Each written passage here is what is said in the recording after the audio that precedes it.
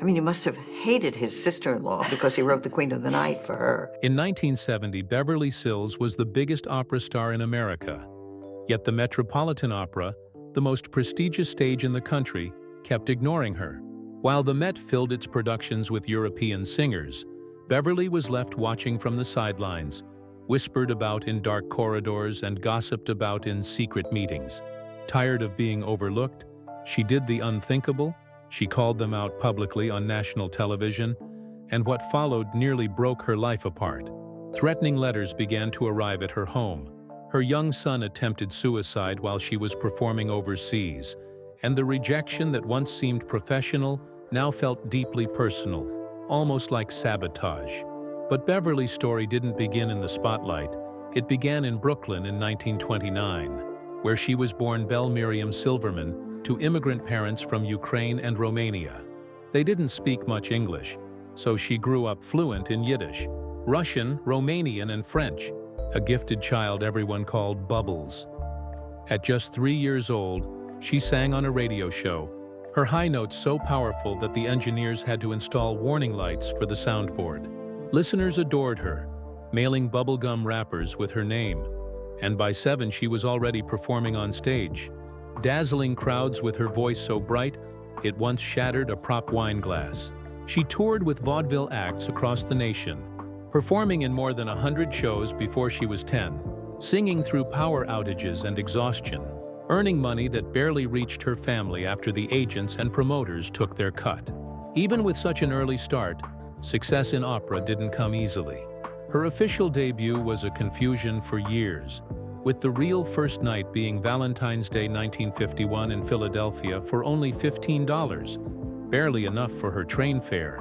When she finally joined the New York City Opera, she shined on stage but earned just $50 a night, while others made hundreds. She even typed resumes for fellow singers just to pay rent.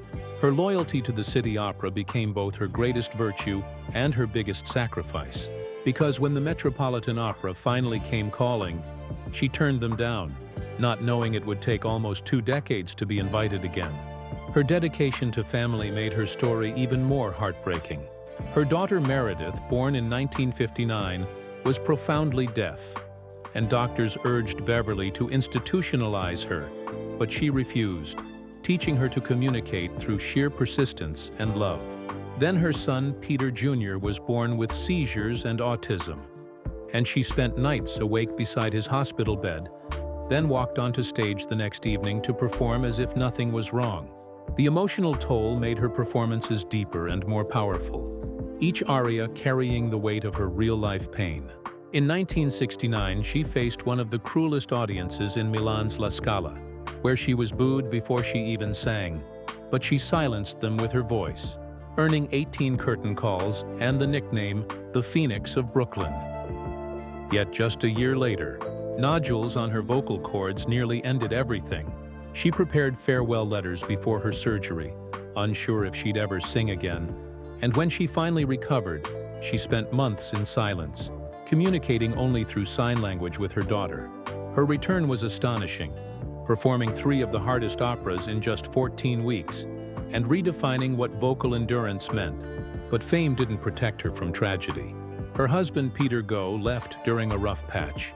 Her children needed constant care, and she was still haunted by the Metropolitan Opera's rejection. When she finally spoke out publicly in 1973, accusing them of favoring Europeans over Americans, her words caused a national uproar. Hate mail and even threats poured in, including one with a bullet casing. But she refused to back down. Then, in 1974, the tragedy became deeply personal when her son attempted suicide while she was performing overseas. She blamed the Met's long-standing rejection, believing that if she had worked closer to home, she might have been there for him. When the Met finally relented in 1975, she demanded equal billing to the world's top divas. And when she finally walked onto that stage, she was met with an 18-minute standing ovation, the longest since World War II. The same house that once dismissed her now celebrated her, though critics still tried to tear her down, questioning her voice and even her backstory. But Beverly rose above it, donating her performance fees to charity for children with disabilities. a cause close to her heart because of her own children's struggles. Her compassion turned her from just a diva into a hero. Even her rival, Metropolitan director Rudolph Bing, later admitted snubbing her was the biggest mistake of his career, saying he had unknowingly created an American underdog that the public would never stop loving. When Beverly retired in 1980, she transitioned from the stage to leadership, becoming the general director of the New York City Opera.